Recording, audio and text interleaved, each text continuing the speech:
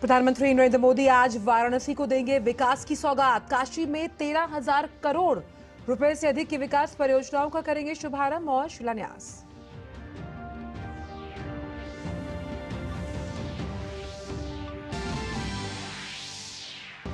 किसान संगठनों को और नेताओं के खिलाफ हरियाणा पुलिस की कार्रवाई। राज्य की सीमा पर चल रहे विरोध प्रदर्शन में शामिल किसान नेताओं के खिलाफ राष्ट्रीय सुरक्षा कानून के तहत कार्रवाई की शुरू।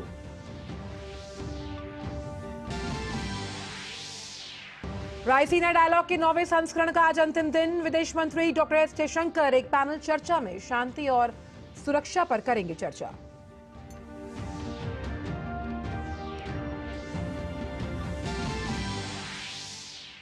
प्रधानमंत्री नरेंद्र मोदी फिर बने दुनिया के सबसे लोकप्रिय नेता। अमेरिका की वैश्विक एजेंसी के सर्वेक्षण में प्रधानमंत्री को मिली 78% की अनुमोदन रेटिंग। महाराष्ट्र के पूर्व मुख्यमंत्री और पूर्व लोकसभा अध्यक्ष मनोहर जोशी का 86 साल की उम्र में निधन। दिल का दौरा पड़ने के कारण अस्पताल में थे भर्ती।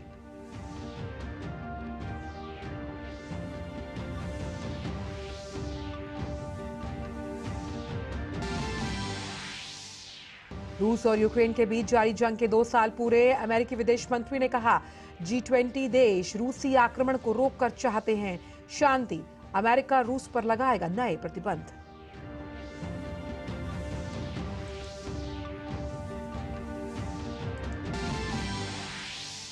खेल की खबरों में भारत और इंग्लैंड के बीच आज से रांची में चौथे टेस्ट की शुरुआत। सीरीज में 2-1 से आगे चल रही भारतीय टीम अजय बढ़त के इरादे से उतरेगी मैदान पर।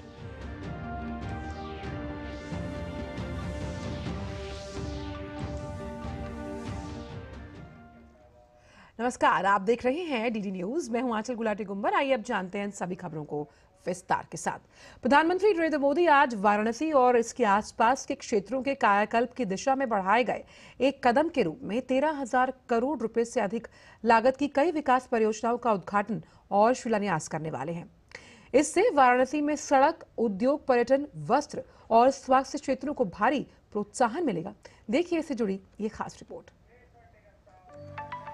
अपने संसदीय क्षेत्र वाराणसी के दौरे पर प्रधानमंत्री शुक्रवार को 13,000 करोड़ रुपए से अधिक लागत की कई विकास परियोजनाओं का उद्घाटन और शिलान्यास करेंगे। वाराणसी की सड़क कनेक्टिविटी को और बेहतर करने के लिए प्रधानमंत्री NH 233 के घरगरा ब्रिज वाराणसी खंड के 4 लेन सहित कई सड़क परियोजनाओं का उद्घाटन और शिलान्यास करेंगे और बुनकरों के लिए रेशमी कपड़ा छपाई सामान्य सुविधा केंद्र का भी उद्घाटन करेंगे। हमारी करीब 36 परियोजनाएं हैं जो 14,000 करोड़ की होती हैं, जिनका लोकार्पण शिलान्यास होना है। और मुख्य रूप से लोकार्पण की ही परियोजनाएं ज़्यादा हैं, जिनमें 23 परियोजनाएं हैं वो 10,900 करोड़ रुपए की होती हैं। पिछले गत वर्षों में जो भी परियोजनाओं की आधारशिला प्रधानमंत्री जी ने रखी थी, उनका उद्घाटन का समय आ गया है। तो कुल मिला के 33 जो प्रोजेक्ट हैं उस पर नेशनल हाईवेज के प्रोजेक्ट हैं, जिनसे वाराणसी की कनेक्टिविटी आसपास के जो जनपद हैं उनसे अच्छी हो सकेगी। प्रधानमंत्री BHU के पास सीर गोवर्धनपुर में संत गुरु रविदास जन्मस्थली मंदिर के समीप रविदास पार्क में संत रविदास की नवस्थापित प्रतिमा का अनावरण करेंगे।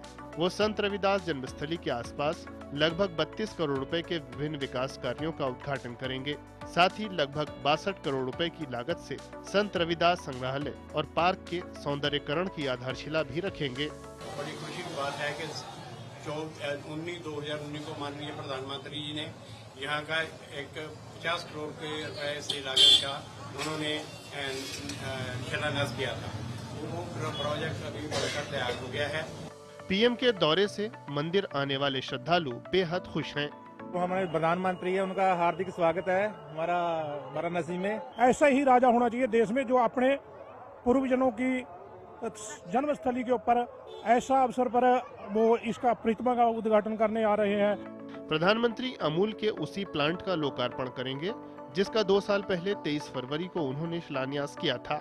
इसी अमूल प्लांट को बनास डेयरी के चेयरमैन शंकर चौधरी ने डीडी न्यूज को खास तौर पर दिखाया और बताया कि प्रधानमंत्री की सोच यहाँ कैसे पूरी हो रही है। पूर्वांचल में दूध क्रांति हो और यहाँ के किसान, महिला आत्मनिर्भर बने, वो देश के प्रधानमंत्री मोदी जी का संकल्प था और ये संकल्प अभी साकार होने जा रहा है। प्रधानमंत्री वाराणसी में कई शहरी विकास परियोजनाओं का भी उद्घाटन करेंगे। प्रधानमंत्री वाराणसी के सौंदर्यीकरण के लिए कई परियोजनाओं की आधारशिला भी रखेंगे, जिनमें तालाबों के कायाकल्प और पार्कों की पुनर्विकास परियोजनाएं एवं 3D शहरी डिजिटल मानचित्र और डेटाबेस के डिजाइन एवं विकास की परियोजनाएं भी शामिल हैं। प्रधानमंत्री वाराणसी में पर्यटन और आध्यात्मिक पर्यटन से संबंधित कई परियोजनाओं का भी उद्घाटन करेंगे। इन परियोजनाओं में 10 आध्यात्मिक यात्राओं के साथ पंचकोसी परिक्रमा मार्ग और पावन पथ के 5 पड़ावों पर सार्वजनिक सुविधाओं का पुनर्विकास, वाराणसी और अयोध्या के लिए भारतीय अंतर्देशीय जलमार्ग प्राधिकरण द्वारा प्रदान किए गए इलेक्ट्रिक कैटामरन जहाज का शुभारंभ और 7 चेंज रूम, फ्लोटिंग जेटी तथा 4 सामुदायिक जेटी शामिल हैं। इलेक्ट्रिक कैटामरन हरित ऊर्जा के उपयोग के साथ गंगा में पर्यटन के अनुभव को बढ़ाएगा। प्रधानमंत्री विभिन्न शहरों में IWAI के तहत सामुदायिक घाटों और बलिया में त्वरित पोन्टून उद्घाटन तंत्र की आधारशिला भी रखेंगे। वाराणसी के प्रसिद्ध वस्त्र क्षेत्र को प्रोत्साहित करने के लिए प्रधानमंत्री वाराणसी में राष्ट्रीय फैशन प्रौद्योगिकी संस्थान की आधारशिला रखेंगे।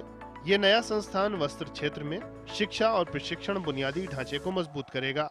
स्वास्थ्य बुनियादी ढांचे को बढ़ाते हुए प्रधानमंत्री वाराणसी में एक नए मेडिकल कॉलेज की आधारशिला रखेंगे।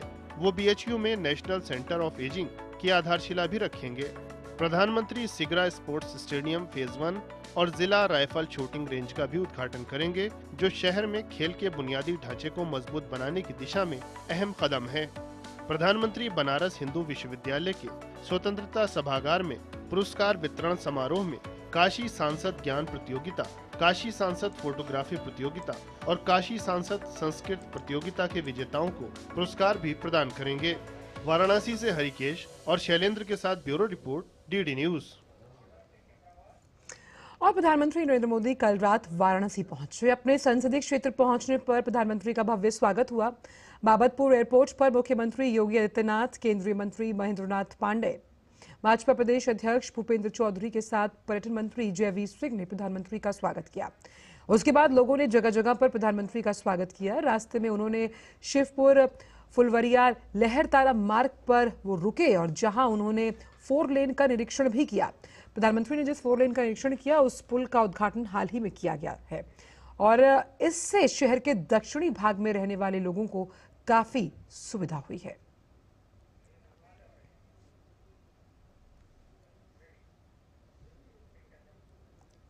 और प्रधानमंत्री नरेंद्र मोदी के वाराणसी दौरे पर वाराणसी के मंडलायुक्त कौशल राज शर्मा से DD न्यूज ने खास बात की। आइए आपको सुनवाते हैं। मैं इस वक्त काशी हिंदू विश्वविद्यालय में हूँ और मेरे साथ है वाराणसी के आयुक्त। आइए मुझसे बात करते हैं और जानते हैं कि प्रधानमंत्री के दौरे को लेकर किस तरह की तैयारियां की गई हैं। माननीय प्रधानमंत्री जी का जो वाराणसी का आगमन है, उसको लेकर हमारे 3 साइट्स पे कार्यक्रम है और सारी ही साइट्स के कार्यक्रम की तैयारियां हमारी पूरी लगभग हो चुकी हैं। आज उनका आगमन है, उसके बाद जो कार्यक्रम है वो केवल 23 तारीख को ही है। तो कल सुबह जो प्रातः 10 बजे कार्यक्रम शुरू होंगे, वो लगभग 3:30 बजे तक चलेंगे। उसी की फर्स्ट साइट जो यहाँ पे BHU का स्वतंत्रता सभागार है, वहाँ हम खड़े हैं। तीनों साइट्स की प्रिपरेशन अंतिम चरण में है और लगभग चीजें फाइनलाइज हो चुकी हैं। हर बार जब प्रधानमंत्री आते हैं तो कुछ ना कुछ वाराणसी को देकर जाते हैं। इस बार बनास डेयरी वो समर्पित करने जा रहे हैं, तो कितना गर्व होता है आपको वाराणसी के आयुक्त के तौर पर और वाराणसी के वासी होने पे? वाराणसी को तो देखा जाए तो लगभग 30,000 करोड़ की सौगात ऑलरेडी प्रधानमंत्री जी दे चुके हैं। अब की बार का जो भी कार्यक्रम है उसमें हमारे 35 प्रोजेक्ट हैं और उन 35 प्रोजेक्ट में लगभग 13,000 करोड़ की धनराशि इन्वॉल्व है। तो काशीवासी होने के नाते और यहाँ के अधिकारी होने के नाते बड़ा गर्व महसूस होता है कि इतने कार्यों से जुड़ा होने का मौका मिलता है।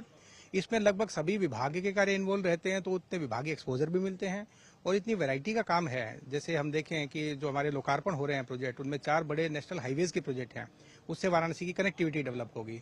इसी के साथ यहाँ पे अमूल का एक बहुत बड़ा प्लांट है जो 2 साल पहले उन्होंने ही शिलान्यास किया है। उसमें लगभग 1 लाख लोगों को डायरेक्ट मिल्क सप्लाई करने का मौका मिलेगा, किसानों की इनकम डबल होगी। इसी के साथ हमारे शहर की वाटर सप्लाई के प्रोजेक्ट हों, चाहे एक इलेक्ट्रिक कैटामैरान लॉन्च करने का प्रोजेक्ट हो, चाहे हमारे शहर के और सड़कों के, स्ट्रीट लाइट्स के या बाकी अन्य स्थापना के कार्य हों। इसी के साथ हिंदुस्तान पेट्रोलियम का LPG बॉटलिंग फिलिंग प्लांट हो। ये सारे प्रोजेक्ट्स हैं, ये पिछले 2-3 साल में माननीय प्रधानमंत्री जी के द्वारा ही शिलान्यास किए गए थे। तो खुशी की बात यह है कि यहीं पे इनको लोकार्पित होते हुए देखना अपने आप में गर्व की अनुभूति होती है और अच्छा महसूस होता है जब लगता है कि इस प्रोजेक्ट से हम लोग भी जुड़े रहे हैं और कहीं ना कहीं सबकी मेहनत से माननीय प्रधानमंत्री जी के विजन के द्वारा ये हमारे माध्यम से संपन्न हो रहे हैं। तो जैसे कि आपने सुना आयुक्त से कि बहुत गर्व की बात है वाराणसी के लिए और सौगातों का पिटारा लेकर प्रधानमंत्री यहां आ रहे हैं और हर बार की तरह वाराणसी और पूर्वांचल के विकास के लिए ये दौरा भी अहम होगा। कैमरामैन एसपी दुबे के साथ मैं विशाल बेरिस्टो, डीडी न्यूज, वाराणसी। और वहीं प्रधानमंत्री नरेंद्र मोदी आज वाराणसी में संत रविदास की जन्मस्थली पर जाकर उनकी 25 फीट ऊंची प्रतिमा का अनावरण करने वाले हैं। साथ ही वह सड़क चौड़ीकरण और रविदास मंदिर से जुड़े भवन का लोकार्पण भी करेंगे। संत रविदास की जन्मस्थली पर मौजूद लोगों से बात की है हमारे संवाददाता शैलेंद्र मिश्रा ने। आइए देखते हैं। हम मौजूद हैं संत रविदास के जन्म स्थान पर, जहां पर हम देख रहे हैं कि देश भर से तमाम लोग यहां आते हैं। प्रधानमंत्री नरेंद्र मोदी यहां पर आ रहे हैं मत्था टेकने। तमाम लोग जो आए हैं, पंजाब से आप लोग आए हैं, प्रधानमंत्री आ रहे हैं, आप लोगों को क्या कहना है? अच्छी बात है, प्रधानमंत्री आ रहे हैं गुरुदास महाराज जी के मंदिर में, बहुत अच्छा लग रहा है सुन के। बस जय गुरुदेव। हमारे गुरु का गुरु स्थान है, बहुत अच्छा है। हम अब बड़ी श्रद्धा के साथ आए हैं मत्था टेकने। जय गुरुदेव। नरेंद्र मोदी जी का जो हमारे प्रधानमंत्री है उनका हार्दिक स्वागत है हमारा वाराणसी में, और हमको बहुत खुशी है वो इधर आ रहे हैं नमस्कार करने के लिए, इसलिए उसका हार्दिक स्वागत है। बहुत अच्छा लगा यहाँ आके, क्यों रहने के लिए धर्मशाला भी होनी चाहिए, सहूलतें भी होनी चाहिए, तो हमको बहुत खुशी है यहाँ आके, कोई दिक्कत नहीं है ऐसी। मोदी साहब जो यहाँ के कार्यकाल को मतलब संभाल रहे हैं और बहुत ही अच्छा लगता है, क्योंकि ऐसा ही राजा होना चाहिए देश में जो अपने पूर्वजनों की जन्मस्थली के ऊपर ऐसा अवसर पर वो इसका प्रतिमा का उद्घाटन करने आ रहे हैं। और पिछले साल जब बोल के गए थे हमें बड़ा खुशी हुआ और देश विदेश में उसका बड़ा अच्छा प्रचार हुआ कि भी हाँ मोदी साहब ये करके गए हैं। जो कि कलकत्ता रोड से जन्म स्थान के पास जो ये रोड आ रहा है, उसने बोला था भी हमें रिंग रोड बनाएंगे। चलो उसने बहुत हर साल की तरह बहुत ही अच्छे तरीके के इस रोड को चौड़ा किया। और जो उधर वो 10-12 किले श्री गुरु रविदास महाराज जी पार्क के नाम से उन्होंने दिए थे, बोला था, उसमें भी बहुत अच्छी व्यवस्था की गई है। बहुत ही अच्छा लगा। मैं भी 5 साल बाद अब दोबारा फिर दर्शन करने आया। और जो 5 साल आज पहले डिमांड की थी हमारी साथ संगत ने जी, भाई मोदी साहब को, योगी साहब को, भाई जगह की प्रॉब्लम है, और वो हमारी जो प्रॉब्लम थी वो हल हुई है और हमारे को बड़ी खुशी है जी। और मोदी साहब आ रहे हैं इसके लिए, और आपके चैनल राही आपका बहुत बहुत धन्यवाद। प्रधानमंत्री नरेंद्र मोदी संत रविदास की जन्म स्थान पर आ रहे हैं और ऐसे में हम देख रहे हैं कि जहां श्रद्धालु आ रहे हैं, इस बात को जान रहे हैं, उनमें इस बात को लेकर खासा उत्साह है। कैमरामैन मोंटी के साथ शैलेंद्र मिश्र, डीडी न्यूज, वाराणसी। रुक करते कुछ अन्य खबरों का। किसान संगठनों ने दिल्ली कूच को लेकर सरकारी संपत्ति को भारी नुकसान पहुंचाया और अब हरियाणा पुलिस नुकसान की भरपाई करने के लिए आंदोलनकारियों की संपत्ति को कुर्क करने वाली है। साथ ही बैंक खातों को भी सीज किया जाएगा। इसके अलावा अंबाला पुलिस ने किसान नेताओं के खिलाफ राष्ट्रीय सुरक्षा कानून यानी रासुका के तहत कार्रवाई की घोषणा की है। पुलिस ने कहा कि किसान नेताओं के भड़काने पर शंभू सीमा पर किसान पत्थरबाजी कर रहे हैं, जिसकी वजह से 30 जवानों को चोटें आई, एक पुलिसकर्मी को ब्रेन हैमरेज हुआ है और 2 की मौत हो चुकी है। पुलिस ने कहा कि दिल्ली कूच के लिए प्रदर्शन में कई किसान नेता सक्रिय भूमिका निभा रहे हैं। ये कानून व्यवस्था को बिगाड़ने का काम कर रहे हैं। भड़काऊ और उसका उकसाने वाले भाषण देकर इंटरनेट मीडिया के माध्यम से प्रचार किया जा रहा है। आपराधिक गतिविधियों को रोकने और कानून व्यवस्था बनाए रखने के लिए किसान संगठनों के ऐसे पद अधिकारियों को नजरबंद करने की कार्रवाई प्रशासन द्वारा अमल में लाई जा रही है।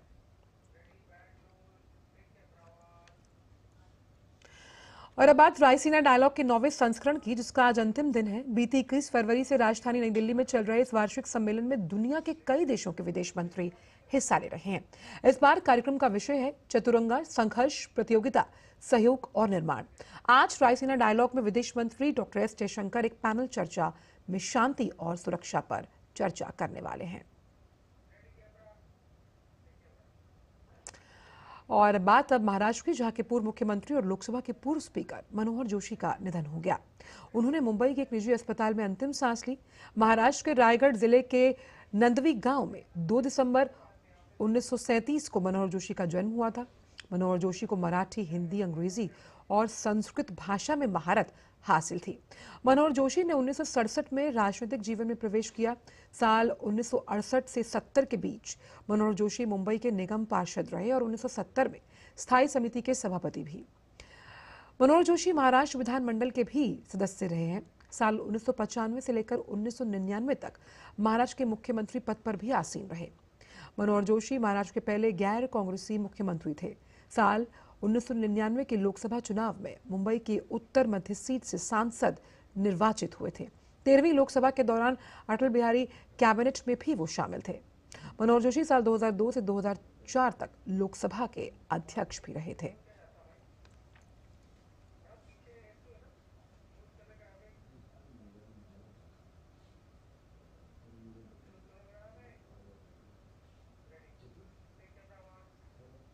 खबर संदेश खाली से जुड़ी हुई, जिसके मुद्दे पर पश्चिम बंगाल भाजपा अध्यक्ष सुकांत मजूमदार ने राज्यपाल सीवी आनंद बोस से मुलाकात की।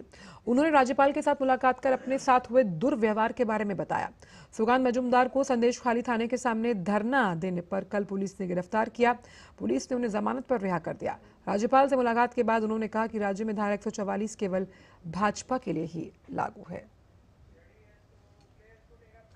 144 अभी सिर्फ बीजेपी के लिए ही लगा हुआ है, क्योंकि टीएमसी के एमएलए तो 50 लोग लेके घूम रहे हैं इधर उधर, उनके लिए तो 144 नहीं है। It's a partial 144, only applicable in case of BJP workers and BJP leaders. For others, specially for Trinamool Congress, it is not applicable. तीनों भाई वहाँ पे जमींदारी चलाते थे, वहाँ के बादशाहत चलाते थे, और लोगों के ऊपर इतना अत्याचार आप सोच भी नहीं सकते। ऐसी व्यवस्था वहाँ पे तैयार करके रखी है तृणमूल कांग्रेस और ममता बनर्जी ने, कोई आवाज नहीं उठा सकता था। आज जाके महिलाएं आवाज उठा रही। प्रधानमंत्री नरेंद्र मोदी 78% अनुमोदन रेटिंग के साथ फिर से सबसे लोकप्रिय वैश्विक नेता बन गए हैं। अमेरिका की वैश्विक एजेंसी के सर्वेक्षण में इसका उल्लेख किया गया। सर्वेक्षण में मेक्सिको के राष्ट्रपति आंद्रेस मैनुअल लोपेज ओब्राडोर ने दूसरा स्थान प्राप्त किया है। अर्जेंटीना के राष्ट्रपति जेवियर माइली तीसरे स्थान पर हैं। अमेरिका के राष्ट्रपति जो बाइडेन विश्व नेताओं में 11वें स्थान पर हैं, जबकि कनाडा के प्रधानमंत्री जस्टिन ट्रूडो 17वें और ब्रिटेन के प्रधानमंत्री ऋषि सुनक 20वें स्थान पर। एजेंसी की वेबसाइट के अनुसार रेटिंग 30 जनवरी से 5 फरवरी तक इकट्ठा किया हुआ जो डाटा है उस पर आधारित है।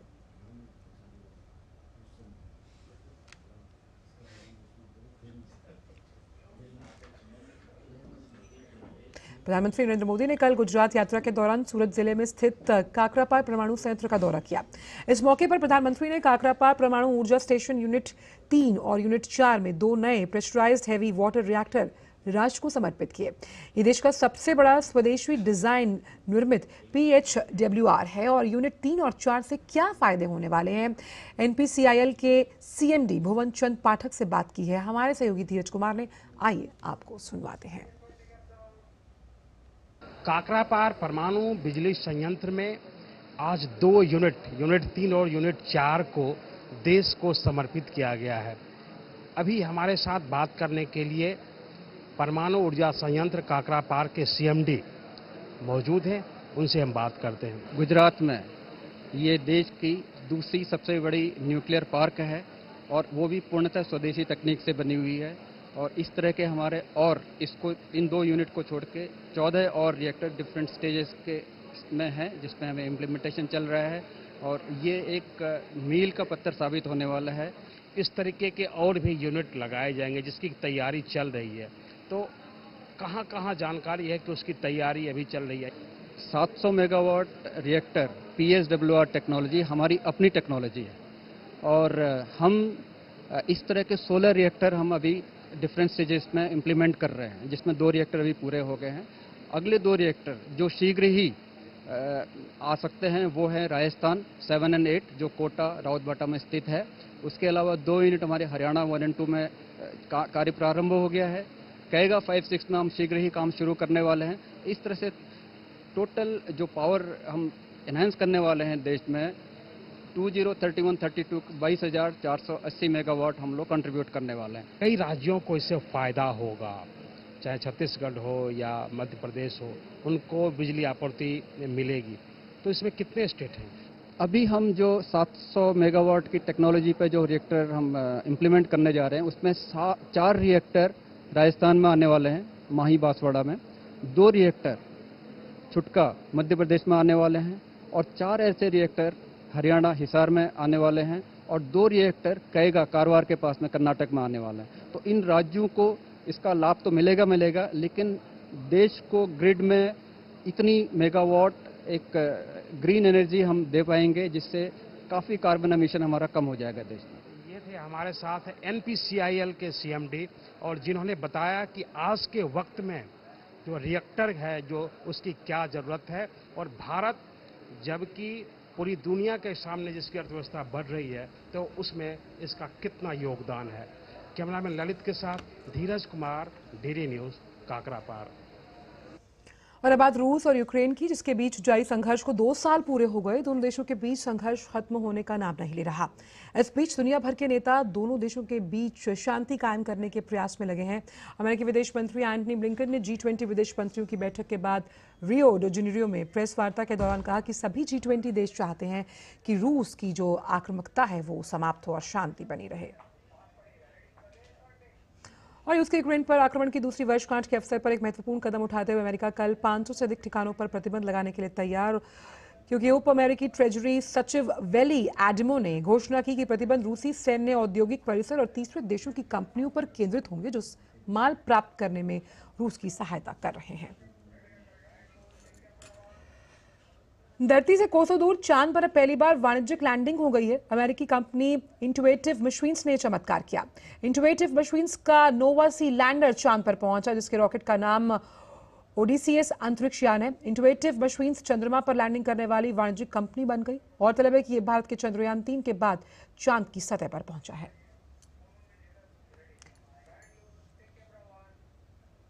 और फिलहाल समाचारों में इतना ही। आगे आप देख सकते हैं नया सवेरा। दीजिए इजाजत, नमस्कार।